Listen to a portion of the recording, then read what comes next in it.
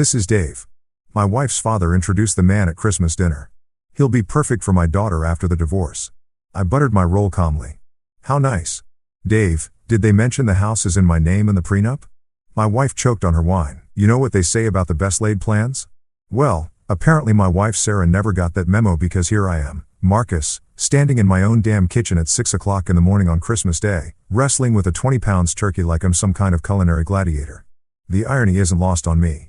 I'm busting my ass to make this dinner perfect, while the woman who's supposed to be my partner in life is probably still dead to the world upstairs, dreaming about whatever the hell it is that occupies her mind these days. Spoiler alert, it sure as isn't me. I've been up since dawn. And let me tell you, prepping a turkey is like performing surgery on a dead bird while questioning every life choice that led you to this moment.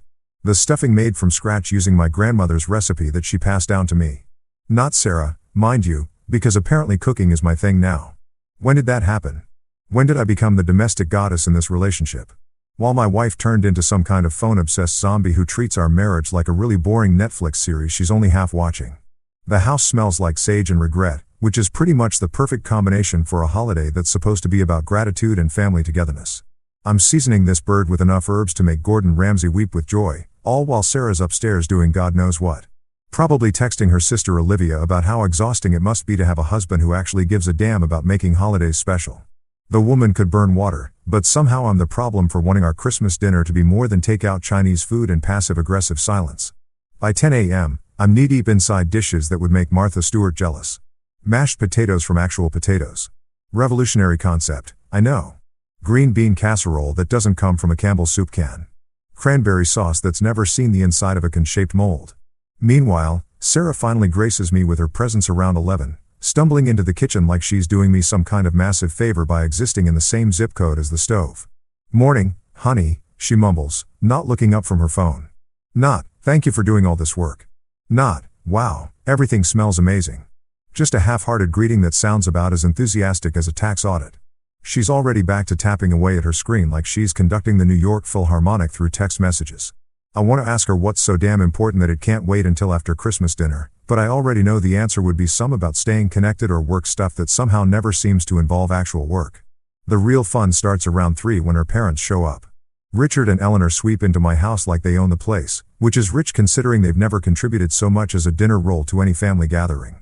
Richard's got that entitled swagger that screams, I peaked in the 80s and never got the memo. While Eleanor's wearing enough jewelry to fund a small country's defense budget, they immediately start critiquing everything. The temperature of the house, the music I've chosen, the way I've arranged the furniture.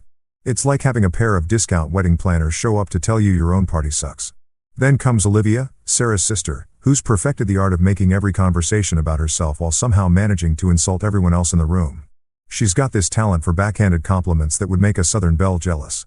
Oh, Marcus, you've really outdone yourself this year, she says in a tone that clearly implies I'm some kind of performing monkey who's finally learned a new trick. Thanks, Olivia. Your enthusiasm is truly overwhelming. But here's where things get interesting. And by interesting, I mean completely up. Around 4:30, just as I'm pulling the turkey out of the oven like some kind of domestic god, the doorbell rings. Sarah jumps up with suspicious enthusiasm, practically bouncing to the door like she's expecting Publishers Clearinghouse to show up with an oversized check. Instead, she comes back with Dave. Dave is everything you'd expect from a guy named Dave who shows up uninvited to someone else's Christmas dinner. Tall, stupidly handsome in that generic Ken doll way, wearing a sweater that probably costs more than most people's rent. He's got that practice smile that screams, I sell insurance, but pretend it's a calling. And he's carrying a bottle of wine that I guarantee he picked up at the grocery store on his way over. Probably still has the price tag if you look hard enough. Richard lights up like a Christmas tree when he sees this guy practically falling over himself to make introductions. Marcus, meet Dave. Dave, this is Marcus, Sarah's husband. The way he says husband makes it sound like a temporary job title, like I'm the substitute teacher who's been filling in until the real educator shows up. Eleanor is practically glowing, giving Dave the kind of warm welcome she's never once given me in 15 years of marriage. That's when Richard drops the bomb that makes everything crystal clear. Dave here is the perfect man for Sarah after the divorce. The words hang in the air like a toxic cloud. And suddenly, every weird conversation, every hushed phone call, every girls' night out that lasted until 3 a.m. starts making perfect sense. This wasn't a Christmas dinner. It was an audition. They'd brought in my replacement and expected me to sit there and smile while they sized him up like I was already dead and buried. The silence that follows is the kind you hear right before a tornado hits. Dave standing there looking like he'd rather be literally anywhere else on earth, including a root canal appointment or a timeshare presentation. Sarah's gone whiter than the damn tablecloth. And for once in her life, she's not looking at her phone. Even Olivia's managed to shut her mouth, which might be the first Christmas miracle of the day. So, what do? I butter my roll slowly, deliberately, like I'm performing some kind of sacred ritual. The butter melts perfectly across the warm bread, and I take my sweet time spreading it to every corner. Then I look up at this room full of people who apparently think I'm some kind of idiot, and I smile. Not a mean smile, not an angry smile, just the kind of smile you give when someone's shown you exactly who they are and you're grateful for the clarity. How nice, I say, taking a bite of my perfectly buttered roll. Did they mention the house is in my name in the prenup? Sarah's wine glass starts trembling in her hand like she's developed some kind of neurological condition, and the color drains from her face so fast, I'm worried she might actually faint right into the mashed potatoes. Dave's looking around the room like he's trying to figure out if this is some kind of elaborate joke or if he's genuinely stepped into the middle of someone else's domestic nightmare. The turkey is getting cold, the stuffing's probably congealing, and my marriage is apparently over. But you know what? I've never felt more alive. This is what happens when you spend months thinking you're going crazy. Wondering why your wife's acting strange. Why her family's being even more condescending than usual. Why everyone keeps looking at you like you're the punchline to a joke you haven't heard yet. Turns out the joke was on them. They thought they were playing chess while I was playing checkers. But the truth is I've been playing a completely different game altogether. One where I actually read the rule book before I started playing. Eleanor's face absolutely lights up like she just won the lottery. And I swear to God, if she starts clapping her hands together like some demented fairy godmother, I might lose what's left of my Christmas spirit. She's practically bouncing in her chair, beaming at Dave like he's the second coming of Christ mixed with a lottery ticket and a perfect son-in-law all rolled into one designer sweater-wearing package. The woman's acting like she just successfully orchestrated the merger of 2 Fortune 500 companies instead of what she actually did, which is invite some random dude to crash my Christmas dinner so he can steal my wife. Oh, Dave, Eleanor gushes. And I can practically see the hearts floating around her head like she's a cartoon character who's fallen in love with the idea of being a matchmaker. You simply must tell Marcus about your work. Richard was just telling me about your success in finance. She says finance like it's some kind of magical word that's supposed to make me drop to my knees in worship. Lady, I've been running my own business since before your daughter learned how to balance a checkbook, which let's be honest, she still can't do without a calculator in 3 attempts. Richard jumps in like he's Dave's personal hype man. Practically doing everything short of pulling out pom-poms and leading a cheer. Dave here just made partner at Whitman & Associates, he announces, puffing up like a proud peacock, showing off feathers that aren't even his. One of the most prestigious firms in the city. His family has connections throughout the banking industry. The way he's talking, you'd think Dave personally invented money or discovered a new way to make rich people richer. Real Nobel Prize material. This guy. Dave's just standing there like a deer caught in headlights, probably wondering if he accidentally walked into some kind of reality show where the prize is a used wife and a heaping helping of family dysfunction. His nervous half-smile is doing that twitchy thing that happens when someone realizes they've stepped in something they can't easily scrape off their shoe. Poor bastard probably thought he was coming to a nice family dinner where he'd charm everyone with his wit and leave with a phone number. Instead, he's gotten front row seats to the Marcus and Sarah show, complete with live commentary from the world's worst Greek chorus. Richard's on a roll now, painting this picture of Dave like he's some kind of financial superhero. Good family, he keeps saying like that phrase means something more than white, wealthy, and willing to overlook the fact that his potential future wife is still technically married to someone else.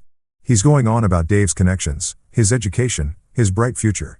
And I'm sitting here thinking, dude, your bright future just walked into a house that belongs to the guy you're trying to replace. That's not strategic thinking. That's like showing up to a knife fight with a business card. Then comes the real kicker. Eleanor leans forward with this conspiratorial whisper that's about as subtle as a fire truck. Talking about the grandchildren Sarah deserves. Deserves. Like children are some kind of merit-based reward system. And Sarah's been racking up points by doing what exactly? Ignoring her current husband, spending my money, perfecting the art of being physically present but emotionally unavailable. If that's the criteria for deserving kids, then half the population should probably remain childless. Olivia is sitting there with this eating grin that makes me want to throw my dinner roll at her head. She's always been the family instigator, the one who stirs the pot and then acts innocent when everything boils over. She's loving every second of this, watching me squirm while her parents parade my replacement around like he's a prize bull at the county fair. Isn't Dave wonderful? She pipes up, batting her eyelashes like she's auditioning for a Disney movie about annoying sidekicks. So accomplished, so handsome. Sarah's so lucky to have met him. Met him, Not will meet him or might meet him someday. Met him past tense like it's already a done deal, like they've already written me out of the story and moved on to the sequel. Nobody asked for the casual way she says it is almost impressive. It takes real skill to be that blatantly obvious while pretending to be subtle. Dave's looking more uncomfortable by the minute, shifting his weight from one foot to the other like he's standing on hot coals. The guy's obviously got some brain cells left because he's starting to realize that this whole situation is more up than a soup sandwich. You can practically see the wheels turning in his head. Wait, did they invite me to dinner with her husband? Are they serious right now? What kind of family does this? Meanwhile, Sarah's trying to play it cool, but she's about as smooth as sandpaper on a sunburn. She keeps shooting these panicked looks at her parents like she's trying to telepathically tell them to shut the hell up and stop making this more obvious than it already is. But Eleanor and Richard are too caught up in their grand plan to notice that their daughter is slowly dying of embarrassment right there at the dinner table. I lean back in my chair, taking my sweet time with another bite of turkey, and decide it's time to drop some reality on this little fantasy they've constructed. You know, I say, keeping my voice conversational, like I'm commenting on the weather or the football scores. This is really interesting. All this talk about Sarah's future and what she deserves. I pause, letting the words hang there while I reach for the cranberry sauce. But here's the thing that's kind of funny. Well, funny to me anyway. This house we're sitting in, the one where you're all planning Sarah's bright new future, it's in my name. Inherited it from my grandmother before Sarah and I even met. The room goes quieter than a morgue at midnight. You could hear a pin drop, or in this case, you could hear Dave's confidence deflating like a punctured balloon. The guy starting to understand that the secure future Richard's been selling him comes with a few complications. Namely, that the security belongs to someone else entirely. But I'm not done yet. Oh no, we're just getting started. And that prenup Sarah signed. I continue spreading butter on another roll with the kind of deliberate precision that would make a surgeon jealous. The one she was so eager to sign because she was totally independent and didn't need my money. Yeah, that's still in effect. Ironclad, as they say in the legal business. I glance over at Dave, who's looking like he just realized he showed up to a poker game with Monopoly money. You probably understand contracts, right, Dave? Being in finance and all. The beautiful thing about truth is how it cuts through like a hot knife through butter. All their grand plans, all their smug assumptions about what they could get away with. All their careful orchestration of this little dinner theater, it all crumbles the moment reality enters the conversation. Sarah's sitting there looking like she's trying to solve advanced calculus in her head. Probably running through every possible scenario and realizing they all end with her getting exactly what she signed up for. Nothing. Dave clears his throat and you can tell he's trying to figure out how to gracefully extract himself from this cluster without looking like a complete. The poor guy probably thought he was walking into a simple family dinner where he'd charm the parents and ease his way into a relationship with a soon-to-be divorced woman. Instead, he's gotten a front row seat to the realization that the woman isn't actually divorced. The husband isn't going anywhere and the whole damn thing is more complicated than a Christopher Nolan movie. This is what happens when people assume they're smarter than everyone else in the room. They make plans based on what they want to be true instead of what actually is true. And then they act all shocked when reality shows up uninvited to their little fantasy dinner party. Now, here's where things get really fun.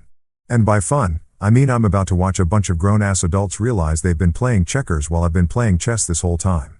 See, the beautiful thing about being underestimated is that people tend to run their mouths and show their cards way too early. They've been treating me like I'm some kind of clueless schmuck who doesn't know his wife's been shopping around for an upgrade. But plot twist, I've known exactly what's been going on, and I've been prepared for this conversation longer than they've been planning this little ambush. I set down my fork and lean forward. Not in an aggressive way, but in that calm, controlled manner that usually makes people nervous as hell. Let me explain how this works. I say, and my voice is so reasonable, it's almost scary. Since everyone seems a little confused about the financial situation here, I glance around the table, making eye contact with each of them like a teacher about to explain basic math to kindergartners who've been eating the crayons instead of using them. Everything Sarah and I own is separate. I continue taking another sip of wine like I'm discussing the weather forecast instead of dismantling their entire plan. My business shares, mine, this house. Mine. My grandmother's estate that came with some very nice properties upstate. Also mine. The investment portfolio that's been doing pretty damn well. Thank you very much. You guessed it. Mine. Each word lands like a hammer blow. And I can see Dave's face going through more changes than a traffic light during rush hour. Sarah tries to jump in with some weak-ass protest, but I hold up a hand like I'm directing traffic. Now, before anyone starts getting their panties in a twist about how unfair this all sounds, let me remind everyone of a little thing called personal choice. I lean back, getting comfortable, because this is the part where I really start enjoying myself. Sarah agreed to every single word of that prenup. In fact, she insisted on it. The look on Eleanor's face is priceless, like someone just told her that designer handbags are actually made by regular people who don't give a about status symbols. That's impossible, she sputters, because apparently the idea that her precious daughter might have made a decision without consulting the family council is more shocking than finding out Santa Claus is real and he's been embezzling from the North Pole. Oh, it's very possible, I say almost kindly, because there's nothing more devastating than gentle truth delivered with a smile. Sarah was very adamant about keeping our finances separate. Said it was important for her independence, her sense of self-worth. I don't want anyone thinking I married you for your money, Marcus. I quote, doing a pretty decent impression of Sarah's voice when she's trying to sound noble and self-sacrificing. Real progressive thinking, you know, very feminist of her. Richard's face is turning an interesting shade of red that suggests his blood pressure might be reaching dangerous levels. Surely something like that can be renegotiated, he huffs because apparently he thinks marriage contracts work like cell phone plans where you can just call customer service and upgrade your package. People change their minds about these things all the time. I have to laugh at that one. Not because it's funny, but because it's so beautifully naive. Not this one, Richard, I say, shaking my head like I'm genuinely sorry to disappoint him. This contract is what we in the business call airtight. Had it drawn up by the best lawyers money can buy. Cost me a pretty penny, but turns out it was worth every cent. I paused for dramatic effect because why rush a good moment? Funny thing about really good lawyers, they think of everything. Every loophole, every possible angle, every way someone might try to weasel out of what they signed. Dave's starting to look like he's doing complex math in his head, probably calculating exactly how much this whole situation is going to cost him in terms of emotional investment versus actual return. The guy's in finance, so he understands risk assessment. And right about now, he's realizing he's looking at a high-risk, low-reward scenario that any smart investor would run away from screaming. Olivia decides this is her moment to shine because she's never met an awkward situation she couldn't make worse. You're being cruel, Marcus, she says, putting on that sanctimonious tone she reserves for moments when she wants to sound morally superior while being a complete. Marriages are about compromise, about working together. You're absolutely right, Olivia. I agree, nodding like she's just shared the wisdom of the ages. Marriages are about working together. Which is why it's so interesting that Sarah worked together with all of you to plan this little dinner party without working with me on the minor detail of inviting her potential replacement to our house. I take another bite of turkey, chewing thoughtfully, but hey, I'm sure it just slipped her mind. You know how busy she gets with all that texting. Sarah finally finds her voice, though it comes out about as strong as watered-down coffee. Marcus, you're making this sound worse than it is, she says, trying to laugh it off, but the laugh sounds like it's been strangled halfway out of her throat. Dave's just a friend. A family friend. A family friend, I repeat, nodding sagely. Right. The kind of family friend who gets introduced as the perfect man for Sarah after the divorce by her father. That's some friendship, Sarah. Really deep stuff. I turn to Dave, who's looking like he'd rather be getting a root canal from a blindfolded dentist. Dave, buddy, did you know you were just a friend?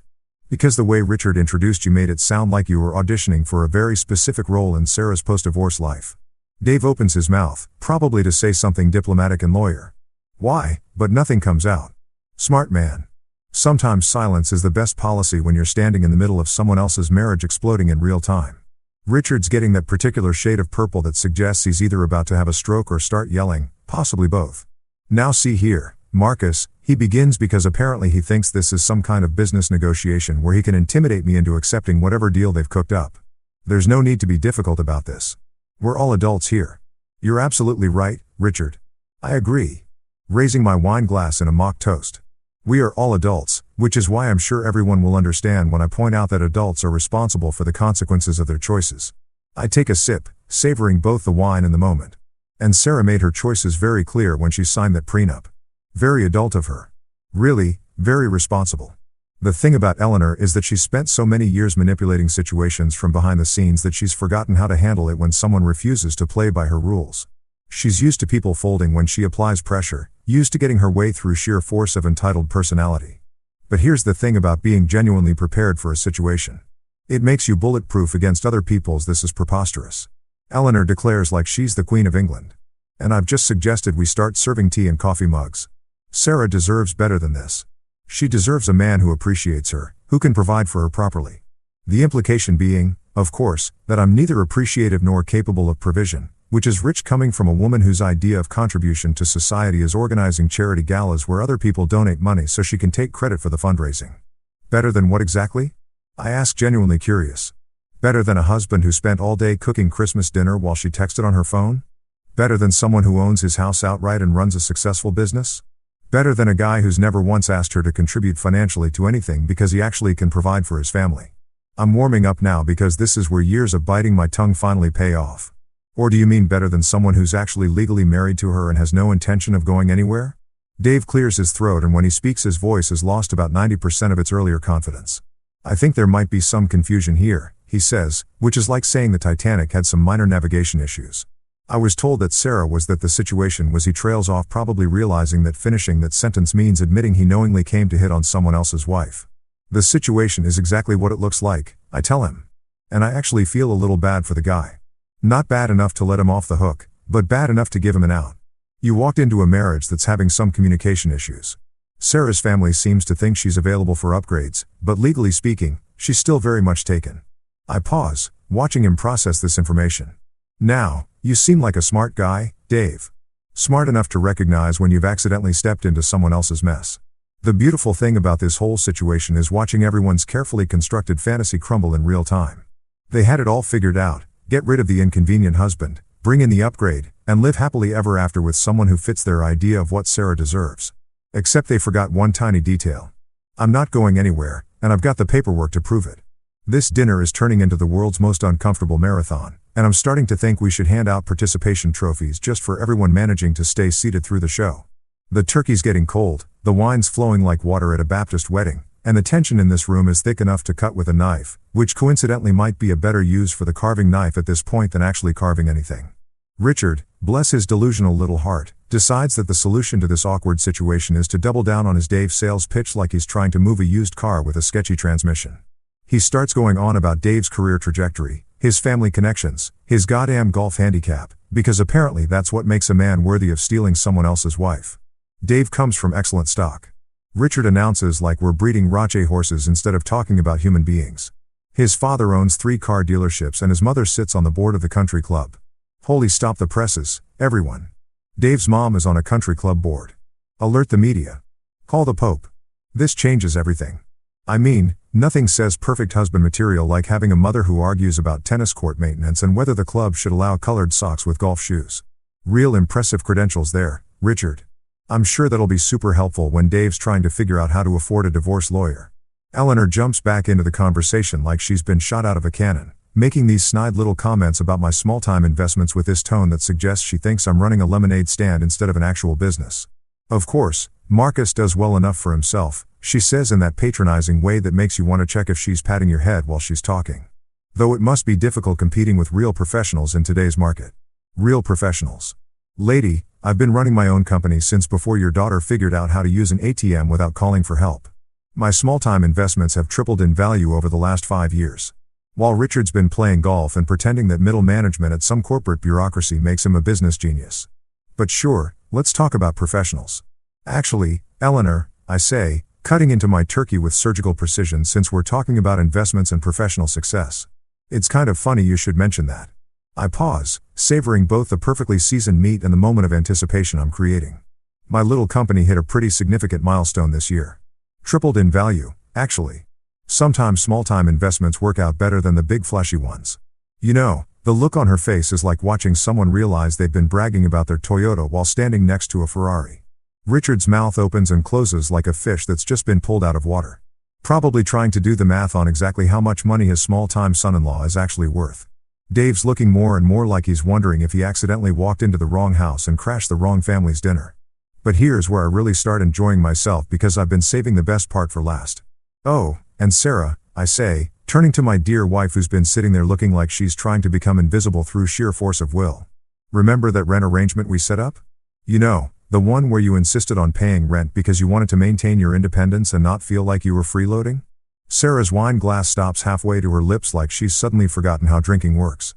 The color drains from her face faster than water going down a drain.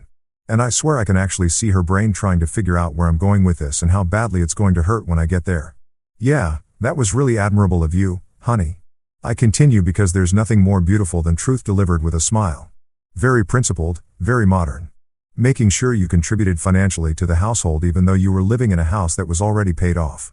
I take another bite of stuffing, chewing thoughtfully while everyone waits for the other shoe to drop. I've got all those bank transfers, by the way, every month like clockwork. Really shows commitment to your principles. Richard's face is doing this interesting thing where it's cycling through different shades of red like a mood ring having an identity crisis. Rent. He sputters because apparently the idea that his princess daughter has been paying to live in her own home is more shocking than the fact that she's been planning to dump her husband for a newer model. Sarah, what is he talking about? Well, I explain helpfully because I'm nothing if not educational. Sarah felt it was important to maintain her financial independence within our marriage. Very empowering, really. She didn't want to feel like she was taking advantage of my hospitality. The word hospitality hangs in the air like a bad smell because that's exactly what this arrangement turned out to be. Me providing hospitality to someone who was apparently just passing through. Dave's starting to look like he's done the math and realized that this secure future he thought he was stepping into comes with some interesting complications. The guy's sharp enough to understand that a woman who's been paying rent to live in her husband's house probably doesn't have the kind of assets that would make a messy divorce worth the hassle. His nervous half-smile is getting more nervous and less smile by the minute. Olivia, because she's never met a moment she couldn't make worse, decides to pipe up with her trademark blend of ignorance and attitude. That's just paperwork, Marcus, she says, waving her hand like she's dismissing a particularly annoying fly. These things can be worked out between reasonable people. Paperwork, I repeat, nodding like she's just shared something profound, right? Just paperwork. Like the Constitution, I guess, like marriage licenses, like birth certificates, just paperwork. I'm really enjoying this now because watching people realize they've severely underestimated the situation is like watching a train wreck in slow motion, except the train is full of and I'm safely standing on the platform with popcorn. The thing about really good paperwork, Olivia, I continue, is that it's designed by people who understand that families like yours exist. People who know that sometimes marriage isn't not because of incompatibility or growing apart, but because one party decides they'd rather trade up for someone with better connections and a newer model personality.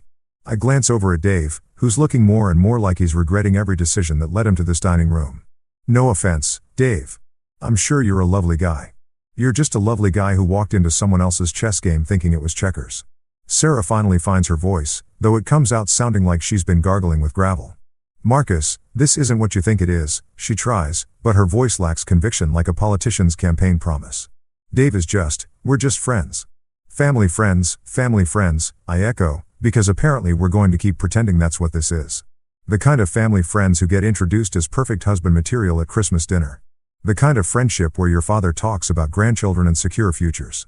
I look around the table taking in all the uncomfortable faces like I'm an art critic examining a particularly fascinating train wreck. Must be nice to have friends like that. Sarah really supportive. The beautiful thing about truth is that it doesn't need to be loud or angry to be devastating. It just needs to be accurate and well-timed like a precision strike that hits exactly where it's supposed to hit. I've been sitting on this information for months, watching this whole elaborate plan unfold, waiting for exactly this moment when they'd all be gathered together, thinking they were so clever, so sophisticated, so much smarter than the poor dumb husband who couldn't possibly have figured out what was going on right under his nose. Dave clears his throat again. And I'm starting to think the guy might have developed some kind of nervous condition. Perhaps I should go, he says, which shows he's got more sense than the rest of them combined. This seems like a family matter. Oh no, Dave, I say quickly, because I'm not done with this show yet. You're part of the family matter now. Richard specifically brought you here to be part of Sarah's future, right? Can't have a future without understanding the present. I gesture around the room like I'm a tour guide showing off historical landmarks. Welcome to the present, buddy. Hope you brought comfortable shoes because it's going to be a long walk. You know what they say about keeping your friends close and your enemies closer? Well, turns out when your wife becomes your enemy, she gets real careless about covering her tracks. I'm talking sloppy amateur hour. Did you even try to hide this levels of careless? It's almost insulting. Really? Like she thought I was so checked out of our marriage that I wouldn't notice her building an entire secret life right under my nose.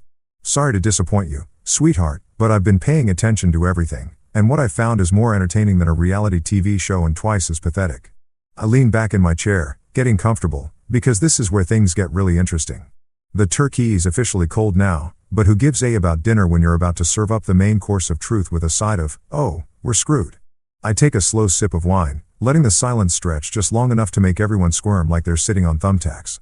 Since we're all being so honest and open about Sarah's future, I begin, my voice calm as a lake on a windless day. I figured this might be a good time to share some interesting discoveries I've made recently. I pause, watching Sarah's face cycle through more emotions than a soap opera actress having a breakdown. See, the funny thing about being married to someone for 15 years is that you tend to notice when their routine changes. Little things, new habits, different schedules, mysterious phone calls.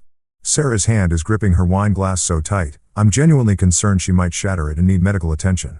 Marcus, what are you talking about? She asks, but her voice has that high-pitched quality that screams guilty as charged and desperately hoping no one notices. Well, for starters, I say cutting another piece of turkey with deliberate precision. There's that new bank account you opened 3 months ago. The one at First National. The bank where you definitely don't do any other banking, which makes it a real interesting choice for your what did you call it when you thought I wasn't listening. Your emergency fund. The silence that follows could power a small city. Sarah's mouth opens and closes like she's trying to catch flies. While Eleanor and Richard exchange the kind of look that says they're realizing their daughter is about as subtle as a marching band. Dave's looking around the room like he's trying to figure out if there's a hidden camera somewhere. And this is all some elaborate prank. Now, I didn't go snooping. I continue because honesty is important even when you're destroying someone's life. Sarah left her laptop open on the kitchen counter last Tuesday morning. You know how it is when you're rushing out to meet friends. I let that word hang in the air like a bad fart. And there it was, right on the screen.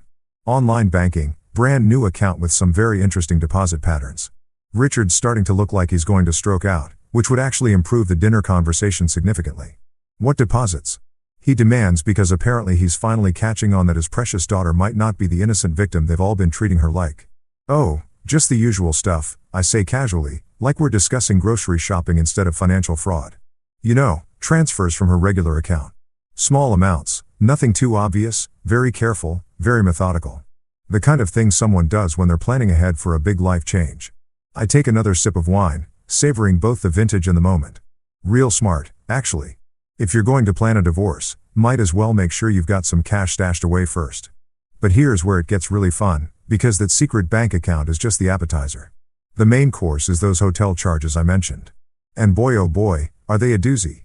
Speaking of interesting patterns, I continue. There are these hotel charges that keep showing up on your father's corporate card, Richard. The Ritz-Carlton specifically every Tuesday afternoon for the past 2 months. Richard's face goes from purple to gray so fast I'm worried he might actually keel over right into the mashed potatoes. What hotel charges? He croaks like he's suddenly developed laryngitis or forgotten how to use his vocal cords properly. Tuesday afternoons, I repeat helpfully because I want to make sure everyone understands the timeline here. Very consistent, very reliable, like clockwork, really. I turn to Dave, whose nervous half-smile has completely disappeared and been replaced by the expression of a man who's just realized he's been played harder than a rigged carnival game. Dave, buddy, you wouldn't happen to remember where you were on Tuesday afternoons for the past couple months, would you? The poor bastard looks like he's been hit by a truck carrying a load of reality checks. His eyes dart to Sarah, who's gone so pale she looks like she might need emergency medical attention. Then back to me, then to Richard, who's staring at his daughter like he's seeing her for the first time and doesn't like what he's looking at. I think, Dave says slowly, and you can practically hear the gears grinding in his head as he processes the full scope of what he's walked into. There might have been some miscommunication about the nature of the situation here. Oh, there's been plenty of communication, I assure him, because I'm nothing if not helpful. Just not the kind that involves honesty or respect or basic human decency. I reach into my jacket pocket and pull out my phone, holding it up like I'm about to take a selfie with the world's most dysfunctional family. See, the thing about modern technology is that it makes everything so convenient. Like recording conversations, for instance, the temperature in the room drops about 40 degrees and I swear I can hear Eleanor's jewelry rattling from how hard she's shaking. Recording. She whispers like I just told her I've been keeping body parts in the freezer. 6 months worth. I confirm cheerfully because there's nothing like being thorough when you're documenting your own marriage falling apart. You'd be amazed what people say when they think they're having private conversations. Really enlightening stuff. Very educational. I scroll through my phone like I'm checking my email instead of holding evidence that could blow up their entire world. Amazing sound quality these days. Crystal clear. Really. You can hear every word, every plan, every little detail about how you were going to handle the Marcus problem. Sarah finally finds her voice, though it sounds like it's been put through a blender. You recorded us?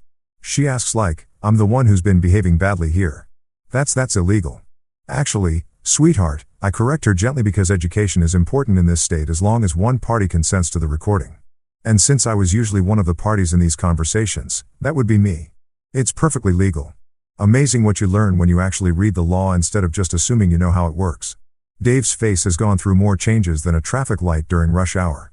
The guy's obviously smart enough to understand that he's not just walked into a messy marriage. He's walked into an evidence locker. All those Tuesday afternoon business meetings at the Ritz. All those careful conversations about Sarah's future. All those plans about how to handle the inconvenient husband who owned everything they wanted, all recorded, all documented, all ready to be played back in crystal clear digital audio for anyone who wants to hear exactly how this whole thing was planned from the beginning.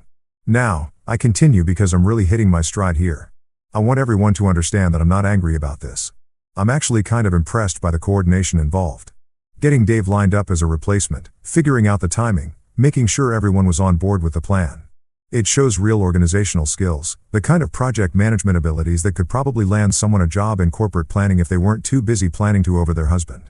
Eleanor tries to recover, putting on that imperious tone she uses when she wants to sound like the voice of moral authority. This is outrageous, Marcus. How dare you spy on your own family? Spy? I laugh, and it's a genuine laugh because that's actually funny. Eleanor, honey, they were having these conversations in my house, at my dinner table, in my living room. Sarah was taking calls in the kitchen while I was making breakfast. Olivia was giving advice in the guest room while I was fixing the broken lamp upstairs. I spread my hands like I'm explaining something to a particularly slow kindergartner. That's not spying. That's just having ears and a functioning brain. The best part about all of this is watching their carefully constructed reality crumble in real time. They thought they were so clever, so sophisticated, so much smarter than the poor dumb husband who couldn't possibly figure out what was happening right under his nose.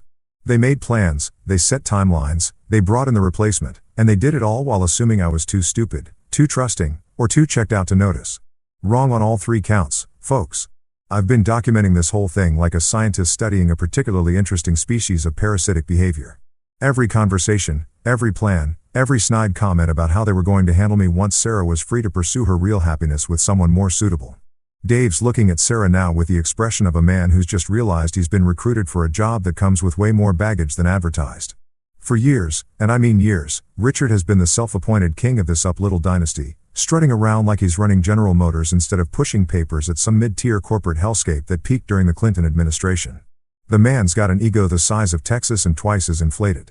Always talking down to me like I'm some kind of charity case who got lucky enough to marry into his prestigious family. Eleanor's been the puppet master pulling strings from behind the scenes. But Richard's been the face of their operation, the one who delivers the verbal beatdowns and the condescending lectures about how I should be grateful for the privilege of being related to them by marriage. But here's the thing about bullies and tyrants. They're only scary until someone calls their bluff.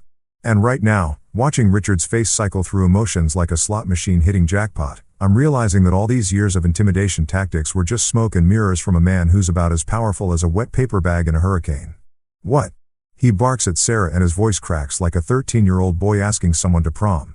For the first time since I've known this pompous, he sounds genuinely rattled, like someone just told him his stock portfolio evaporated and his golf membership got revoked on the same day. What is he talking about, Sarah? Sarah's sitting there looking like a deer caught in headlights. If the deer was also guilty of embezzlement and really bad at covering its tracks, she opens her mouth, closes it, opens it again. She's doing this fish out of water routine that would be funny if it wasn't so pathetic. Dad, I can explain. She starts, but her voice is all the conviction of a politician promising to lower taxes. Those hotel charges, I continue helpfully because I'm nothing if not educational at the Ritz-Carlton Tuesday afternoons like clockwork. Always charged to your corporate card, Richard. Always the same room rate. Always the same time slot. I'm really enjoying this now. Watching the dominoes fall in slow motion. Must be some pretty important business meetings to justify the presidential suite every week. Richard's face goes from red to purple to a shade of gray that suggests his cardiovascular system might be filing a formal complaint. The man looks like he's trying to do advanced calculus while someone's hitting him with a baseball bat, processing information that's apparently rewriting everything he thought he knew about his precious daughter's activities. Presidential suite, he repeats, and his voice sounds like it's coming from somewhere deep underground. Sarah, what the hell is he talking about? Dave's backing toward the door now, like the house is on fire, and he's suddenly remembered he left the stove on at home. Smart man. The guy's probably calculating the fastest route to his car and wondering if he can make it to the driveway before this whole situation explodes into something that might require witness protection. Well, I explain, pulling out my phone and scrolling through what I like to call my evidence collection. Those Tuesday afternoon reservations weren't for business meetings. Richard, unless Dave here has started a new consulting firm that specializes in, what would you call it, Sarah? Interior decorating, relationship counseling. I look up from my phone with a kind of innocent expression that fools absolutely nobody. Or maybe it was market research. Yeah, that sounds professional. Eleanor tries to jump in with some damage control because she spent so many years managing the family's image that she probably thinks she can spin this into something wholesome. Now, Marcus, there's probably a perfectly reasonable explanation for all of this, she says, using that voice she reserves for when she's trying to convince people that black is actually white and up is really down. Oh, there's definitely an explanation. I agree. Nodding like she's just said something brilliant. See, I had a really interesting conversation with a compliance officer at Richard's firm last week. Lovely woman, very thorough, very interested in corporate expense policies and how they're supposed to work. The blood drains from Richard's face so fast I'm worried he might need a transfusion. Turns out they take a pretty dim view of personal expenses being charged to company accounts. Who knew? The beautiful thing about Richard is that he spent so many years being the big shot, the intimidator, the guy who makes everyone else feel small. That he's never developed any kind of defense against someone who actually fights back.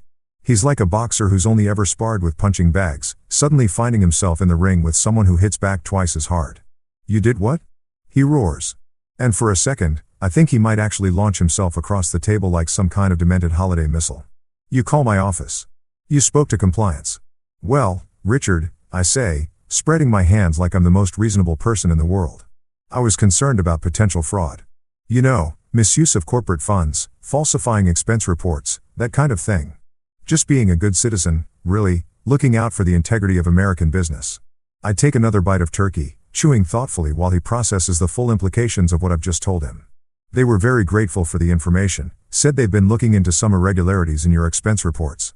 Anyway, Dave's practically pressed against the wall now, looking like he's trying to melt into the wallpaper.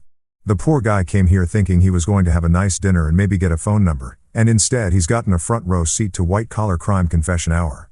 He's probably wondering if there's some kind of statute of limitations on being an accessory to whatever the hell this family has been up to. Sarah finally explodes because apparently bottling up guilt and panic can only last so long before the whole thing blows like a shaken soda can. That's private. She shrieks like privacy is some kind of magic word that makes adultery and financial manipulation disappear.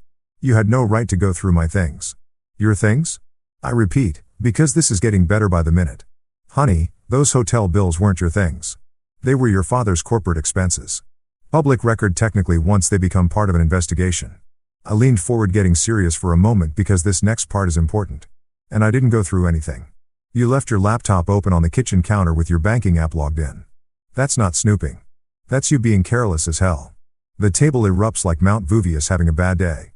Eleanor's shrieking about invasion of privacy.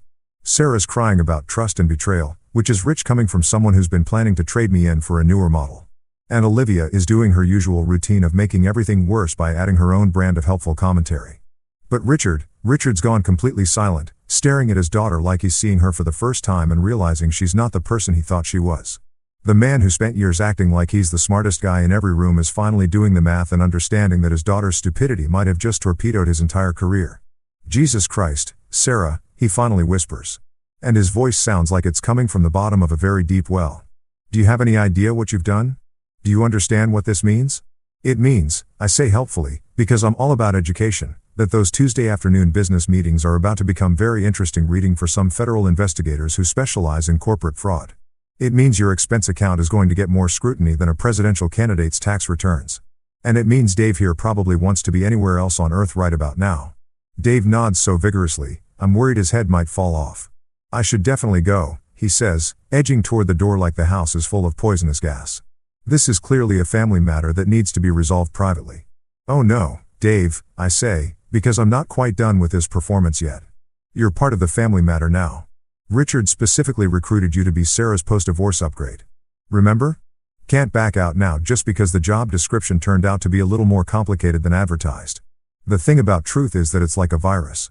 Once it gets loose, it spreads everywhere, infecting every lie and half-truth until the whole construction collapses under its own weight. They thought they had everything figured out. Thought they could orchestrate my exit from Sarah's life, like some kind of corporate restructuring, where the inconvenient husband gets downsized and replaced with someone more suitable to their social aspirations. Instead, they've created a situation where Richard's career might be over. Sarah's future is looking significantly less secure than they planned, and Dave's wondering if he can somehow travel back in time and unaccept this dinner invitation. Eleanor completely loses her mind. And I mean completely. She starts screaming about legacy like she's some kind of deposed European royalty instead of a middle-class woman from Ohio whose biggest claim to fame is organizing charity events where other people donate money so she can take credit for being philanthropic. This family has a reputation. She shrieks, gesturing wildly like she's conducting an orchestra of invisible violins. We have standing in this community. We have a legacy to protect. Legacy, Jesus Christ. The woman talks about legacy like they're the Kennedys or the Rockefellers instead of a family whose greatest achievement is Richard managing not to get fired from his middle management position for the past 20 years. What legacy exactly? The legacy of looking down on people who actually work for a living. The legacy of manipulating situations to get what they want regardless of who gets hurt.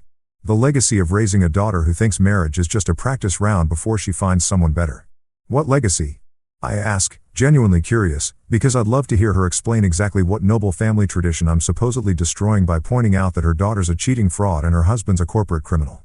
The legacy of entitlement, the legacy of thinking rules don't apply to you, or are we talking about the legacy of spending other people's money while pretending you earned it? Sarah's crying now. Real tears streaming down her face like someone just told her that designer handbags cause cancer. And Starbucks is closing forever. I deserve more respect than this, she wails, which is absolutely hilarious coming from someone who's been lying to my face for months while planning my replacement behind my back. I deserve a man who appreciates me. Appreciates her. That's rich. I've been appreciating her lying ass for 15 years, cooking her dinner, paying for her lifestyle, listening to her complain about everything from the weather to the way I breathe while sleeping. I've appreciated her so much that I let her turn our marriage into a hotel where she gets to live rentrée while treating me like the help. But apparently appreciation means something different in Sarah's dictionary. Probably involves being wealthy enough to not notice when she's robbing you blind. Olivia, because she's never met a bad situation she couldn't make worse, decides this is her moment to really shine. She jumps in with both feet like she's diving into a pool of toxic waste. Pointing her finger at me like I'm the villain in this little soap opera. You're ungrateful, Marcus, she declares, putting on that righteous indignation act that she's perfected over years of being a professional victim. After everything this family has done for you, everything they've done for me. I have to laugh at that one. A real belly laugh that probably sounds a little unhinged, but feels absolutely fantastic. Everything you've done for me, I repeat, wiping my eyes because that's genuinely funny. Like what exactly? Treating me like hired help at family gatherings?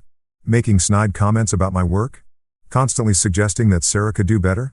Or are you talking about the more recent stuff like planning my divorce without bothering to tell me about it? Dave's edging toward the door like the house is about to explode, which let's be honest, it kind of is. The guy keeps muttering about not knowing what he'd stepped into, which shows he's got more sense than the rest of them combined. I had no idea. He keeps saying like he's trying to convince himself as much as anyone else. Nobody told me. I wouldn't have. This is not what I signed up for. Smart man. Get out while you can, Dave. This ship isn't just sinking. It's being torpedoed from the inside by people too stupid to realize they're below the water line. Let him run. I say, not even trying to stop Dave as he fumbles for the door handle like it's the escape hatch on a crashing airplane. This isn't his battle anyway. Poor guy thought he was getting recruited for a simple husband replacement job. Nobody told him it came with potential federal charges and a front row seat to a family meltdown. Richard's finally starting to understand the full scope of what his precious daughter has done to his life. The man sitting there staring at Sarah like she just told him she's been selling state secrets to foreign governments for fun and profit. Sarah, he says, and his voice sounds like it's coming from the bottom of a very deep, very dark hole. Do you understand what you've done to me? To my career, to everything I've worked for? I was thinking about my future. Sarah screams back because apparently destroying other people's lives is totally justified if you frame it as self-improvement. About what I deserve, about being happy. Happy? I'm used cutting another piece of turkey that's now officially colder than Richard's chances of keeping his job. That's interesting, Sarah. Were you happy when you were signing that prenup? Were you happy when you insisted on paying rent to maintain your independence? Were you happy when you were opening secret bank accounts and planning my replacement?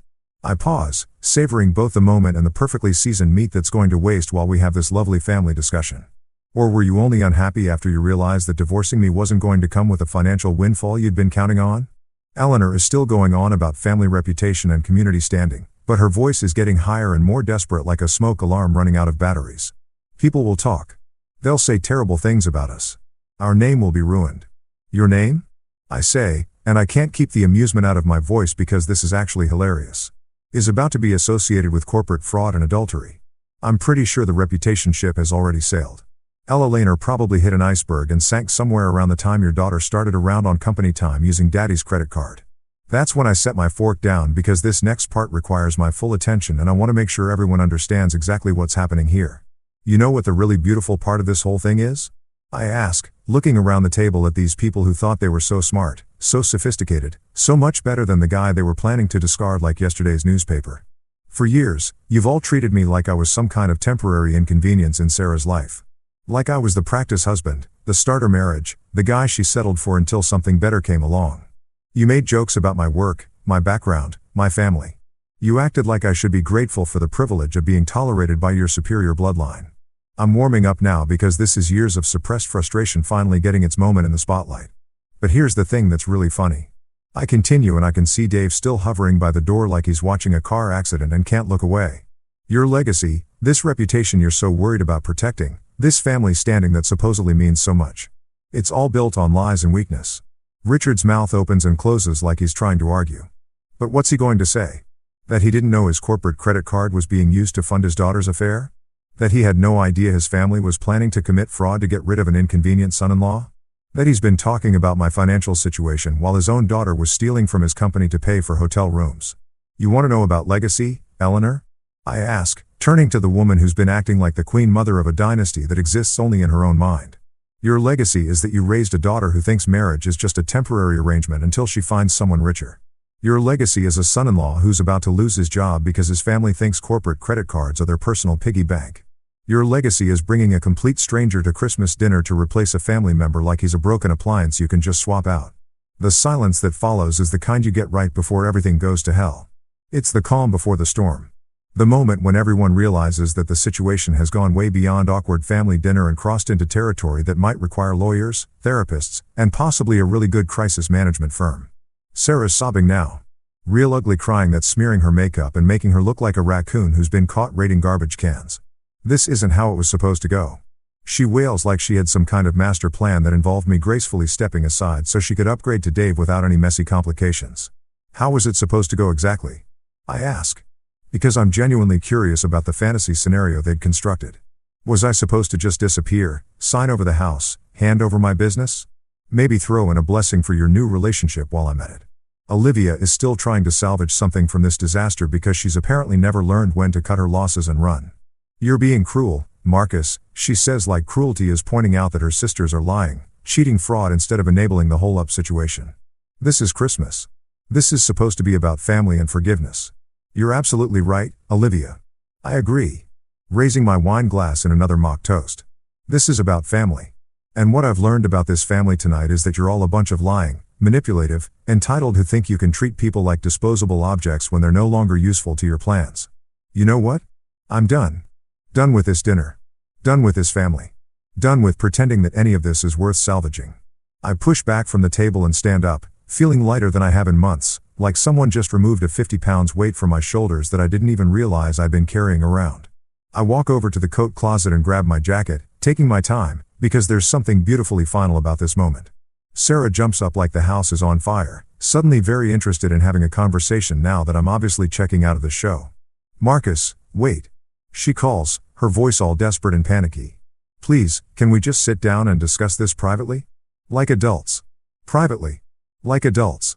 That's hilarious coming from someone who just spent Christmas dinner getting her replacement introduced to the family while her husband carved the turkey. Nah, Sarah, I say, shrugging into my coat like I'm getting ready for a pleasant evening stroll instead of walking out of my marriage. I think we're way past the private discussion phase. That ship sailed around the time you started charging hotel rooms to your dad's corporate card. Eleanor is having what I can only describe as a complete meltdown, pointing at me like I'm some kind of war criminal instead of a guy who's finally had enough of being treated like garbage in his own house. You can't just walk away. She shrieks because apparently leaving a toxic situation is somehow morally wrong when it inconveniences her plans. That's what cowards do. Real men fight for their marriages. Real men, I repeat, because that's rich coming from someone whose idea of fighting for marriage apparently involves recruiting my replacement and planning my financial destruction. You're right, Eleanor. Real men do fight for their marriages. They also know when to stop fighting for something that's already dead. But here's where things get interesting, because Richard does something completely unexpected. He gets up and follows me to the door. Not to argue, not to threaten, not to try one more manipulation tactic, but just follows. The guy who spent years treating me like an unwelcome guest in his daughter's life suddenly looks older than his years, tired in a way that goes deeper than just physical exhaustion. "Marcus," he says quietly, and his voice is different now. Not the pompous, condescending tone he usually reserves for me, but something almost human. "Wait a minute." I turn around, curious despite myself, because this is the first time in 15 years that Richard has spoken to me like I'm an actual person instead of an inconvenient obstacle to his family's happiness. "I owe you an apology," he says. And I almost fall over because Richard apologizing is like watching a unicorn do tax preparation. Theoretically possible, but highly unlikely. This isn't how I raised her to behave. For a moment, just a moment, I see something in his eyes that might actually be genuine regret. Not regret about getting caught. Not regret about the consequences, but actual remorse for what his family has put me through. "The beach house," he continues, his voice is so quiet, I have to strain to hear him over Eleanor's continued hysteria in the background. The one Eleanor's always bragging about, the one she acts like she owns. "It's in my name, only my name." He reaches into his wallet and pulls out a set of keys, holding them out like he's offering me the crown jewels. "If you need somewhere to go, somewhere to think, it's yours. As long as you need it." I stare at the keys.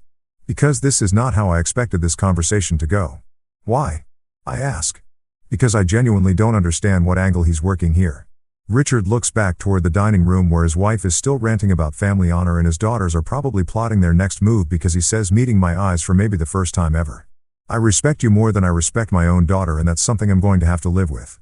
Wholly in 15 years of marriage, Richard has never once given me a compliment. Never once treated me like an equal. Never once acknowledged that I might be worth more than the dirt on his shoes. And now here in the hallway, while his family implodes in the dining room, he's telling me he respects me more than his own child. The keys are warm in my hand, solid and real in a way that nothing else about this evening has been. "Richard," I say, because this moment deserves some kind of acknowledgement. "This doesn't change anything between us. You know that, right?" He nods, looking older than I've ever seen him look. "I know, but it's something I needed to say anyway." He glances back toward the chaos we've left behind, then back at me. "For what it's worth, Marcus, you deserve better than what we gave you. What she gave you." And with that, Richard walks back toward the dining room, leaving me standing in the hallway holding the keys to a beach house and wondering if this is what closure feels like or if I'm just having some kind of stress-induced hallucination brought on by too much family dysfunction and not enough alcohol. From the dining room, I can hear Eleanor still carrying on about reputation and community standing. Sarah still crying about how unfair everything is. And Olivia still trying to make herself the center of attention even while everything falls apart around her. But for the first time all evening, I'm not part of that chaos anymore. I'm standing in my own hallway, in my own house, holding keys to a beach house that apparently belongs to me now, and feeling something I haven't felt in years. Peace, not happiness exactly, but the kind of calm that comes when you finally stop trying to fix something that was broken from the beginning and accept that some things are meant to end. The front door is right there, waiting for me like an old friend. All I have to do is turn the handle and walk through it. And this whole chapter of my life becomes history. No more family dinners where I'm the unwanted guest. No more holidays spent cooking for people who think I'm beneath them. No more pretending that a marriage built on lies and manipulation is worth saving just because we've invested 15 years in the illusion. I take one last look back toward the dining room where my soon-to-be ex-wife and her family are probably already planning their next move, figuring out how to minimize the damage and spin this whole thing into something that makes them look like the victims. The cold night air hits me like a slap in the face. But it's the good kind of slap. The kind that wakes you up and makes you realize you've been holding your breath for way too long. I stand on my own front porch for a minute, looking back at this house that's been both my sanctuary and my prison for the past 15 years, and I feel something I haven't felt in forever. Free. My phone starts buzzing like an angry hornet. And I don't even have to look to know it's Sarah, Eleanor, probably Olivia, too. A whole chorus of damage control and desperate manipulation disguised as hurt feelings and righteous indignation. Delete, delete, delete. Amazing how satisfying it is to watch those messages disappear into digital oblivion where they belong instead of dealing with their I call Andrew, my lawyer. Yeah, it's Christmas Day. Yeah, he's probably sitting around his own dinner table with his own family. Hopefully one that doesn't require a team of federal investigators to sort out their holiday plans. But Andrew's been preparing for this call for months. Ever since I first started documenting Sarah's extracurricular activities and her family's delusions of grandeur. "Merry Christmas, Andrew," I say when he picks up. And I can hear kids laughing in the background. The sound of a normal family having a normal holiday. "Hope you're having a better evening than I am, Marcus." He sounds surprised but not shocked. We've been planning this conversation for a while now. "Everything okay?" "Actually, everything's perfect." I tell him, And I mean it. I want to file the papers first thing Monday morning. All of them. Divorce, fraud report, the whole package we discussed. There's a pause. Then Andrew's voice comes back. All business. You sure about this? No going back once we start. Never been more sure of anything in my life. I say, climbing into my car and starting the engine. As I pull out of the driveway, Bing Crosby comes on the radio singing about dreaming of a white Christmas. And I turn it up loud enough to drown out any second thoughts I might have had. This isn't loss. This is liberation. The house is mine. My business is secure. And my future just became a hell of a lot brighter without Sarah's family dragging me down like anchors on a sinking ship. I drive away from that house, from that dinner, from that marriage. And for the first time in years, I'm actually looking forward to tomorrow. Freedom tastes better than any Christmas dinner ever could. By the time I pull into my driveway at my house that belongs to me and only me, I feel like I've just finished running a marathon and discovered I actually won the damn thing. The house is quiet, peaceful mind. No more Eleanor screeching about reputation. No more Richard acting like he's doing me favors by existing. No more Sarah treating our marriage like a stepping stone to something better. I pour myself 3 fingers of the good scotch, the 18-year-old Macallan I've been saving for a special occasion. Turns out the death of a shitty marriage is pretty special after all. I raise the glass to the empty room, to the silence, to the beautiful absence of people who've spent years making me feel like a stranger in my own life. Merry Christmas, Marcus. I say out loud. Because sometimes you've got to be your own cheerleader. Merry Christmas, freedom. The scotch burns just right. Going down, warm and smooth and expensive as hell. Richard's family can keep their delusions, their legacy, their carefully orchestrated replacement plans. Sarah can cling to Dave if the poor bastard's stupid enough to stick around after tonight's performance. Olivia can keep being a professional victim and Eleanor can drown in her need to control everything that moves. But me, I've got something better than all their schemes and manipulations combined. Independence. Real independence. Not the fake kind Sarah was always talking about while living in my house and spending my money. The kind of independence that comes with owning your own life, making your own choices, and not having to pretend that toxic people are worth keeping around just because you share DNA or wedding vows. This isn't the end of my story. It's the beginning. The beginning of mornings without passive-aggressive comments over coffee. The beginning of holidays that don't require a team of therapists to process. The beginning of a life where I don't have to constantly prove my worth to people who were never worthy of my time in the first place. I settle into my favorite chair, the one Sarah always complained was too comfortable and made the living room look too masculine. And I realized something that makes me smile for the first time all day. This wasn't the worst Christmas dinner ever. This was the best Christmas gift I've ever given myself. The gift of walking away. The gift of choosing myself over their dysfunction. The gift of finally understanding that sometimes the best thing you can do for yourself is stop fighting for people who are never fighting for you. Merry Christmas to me.